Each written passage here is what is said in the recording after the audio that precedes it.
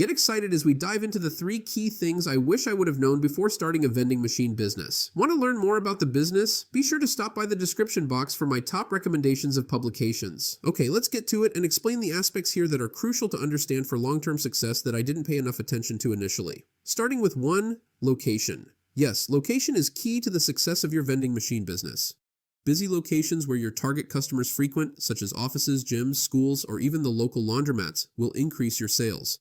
Carefully research areas where your products will appeal to the local audience and work out favorable agreements with property owners. Number 2, product selection, as well as a close eye on your product margin. Selecting the right products is crucial. Tailor your offerings to the preferences of the people at each location, ensuring they are priced competitively while still delivering a strong profit margin. If you aren't competitive in this area, you could lose easily. For example, snacks and beverages can yield high markups and help you make a quick $1 or $2 off each one.